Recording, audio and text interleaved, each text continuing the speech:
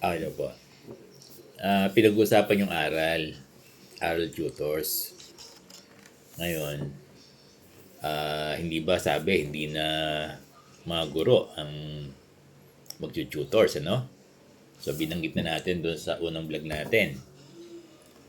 Ngayon, ang tanong, meron bang compensation? Di ba? Mako-compensate ba? O kung mag-hire tayo ng aral tutors, meron ba silang sahod? Ganon. Kasi kung walang sahod yung mga tutors, kung walang compensation, ano, baka yung mga binanggit natin na pwede lang magturo sa aral, hindi rin natin makuha, no? Hindi rin natin sila ma-encourage. Kaya dapat yung aral tutors, may sahod talaga, hindi po pwedeng wala. Kung dati yung mga guro, ay pwede yung lip service credit. Kaya lang, ang sabi ng DepEd ay hindi na kukunin tutors yung mga guro. Ngayon, kung hindi naman bibigyan ng compensation ng sahod yung mga aral tutors na sinasabi natin, baka walang pumatol, no? Walang pumatol ng mga tutors. At dapat pag-aralan. Kasi yung aral tutors, kung isang oras lang ang ibibigay doon sa mga tutors, kung per hour ang bayad, baka wala din pumatos. Dapat yan per bata, per learner. Kasi 1 hour lang ang tutor Di ba?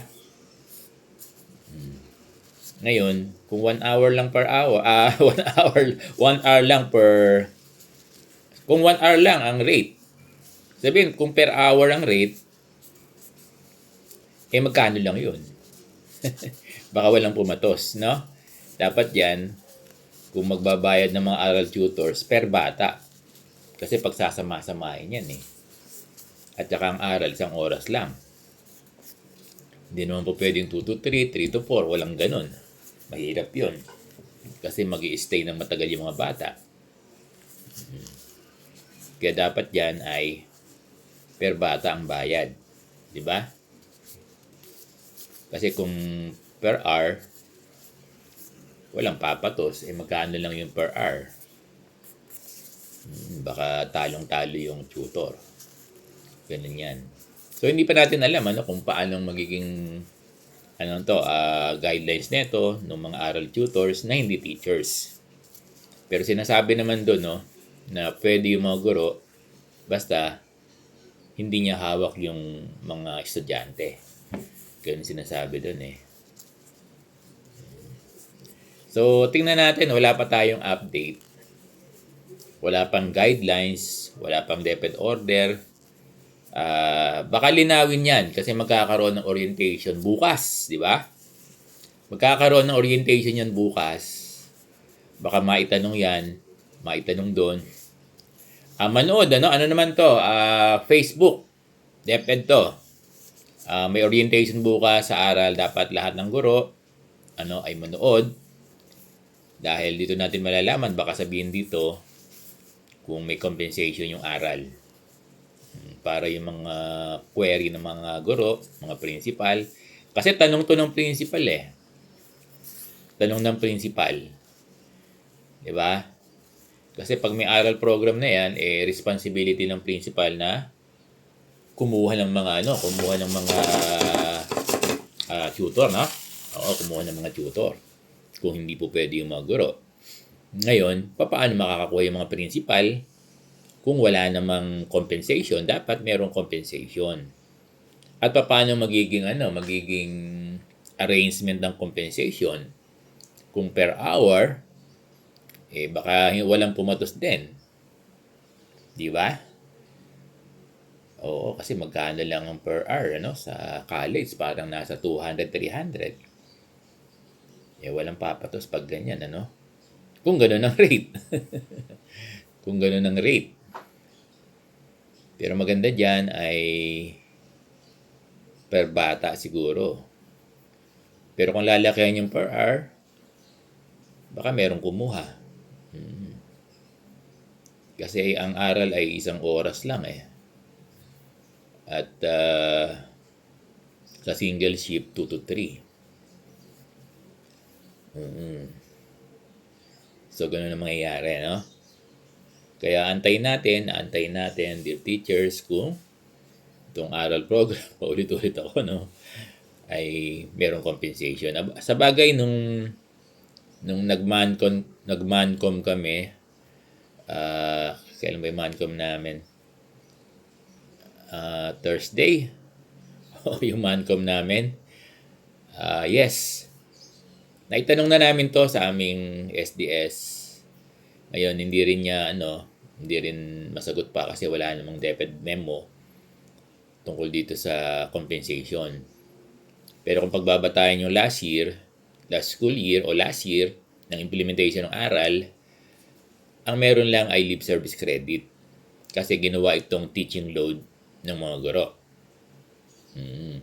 Pero ngayon ay hindi na isinasama sa regular class ng mga bata. After regular class, saka mag-i-implement ang aral. So ganun ang mangyayari. Ang example sa class program ay kung 7 to 2 yung regular class, 2 to 3 yung aral. Ganun ang mangyayari. Magandang programa ng aral. Kasi intervention ito. Intervention. Enhancement. Yan. Enhancement para sa learning ng ating mga bata. Kaya napakaganda ng programa. Ako, okay sa akin itong aral. Kaya lang, ang nagiging challenge sa atin dito, lalo na sa mga principal, paano tayo makakakuha ng mga tutors? Hindi naman, kasi kung walang compensation, wala tayong makukuhang ang pwede lang natin kuhanan yung mga nag-i-intern. Yes, kaya lang hindi naman lahat ng school ay merong intern. Diba? Hindi lahat ng school ay may intern eh. Kami meron kaming intern, wala kaming problema. Meron kaming UCC, meron kaming PNU. Ang PNU nasa amin eh. Meron kaming Divine, meron kaming Global. 4 yung nag-aano sa amin. Nag-OJT, nag-intern. Sa amin pwede kasi yun yung ginamit namin. Nakipag-coordinate kami sa UCC, University of Caloocan City. Kasi pwede yun. Yung mga students ng edu. No? Hindi naman lahat may ganun. Diba? Walang ganyan karamihan ng school. Bibihira yung may mga school na may mga ganyan.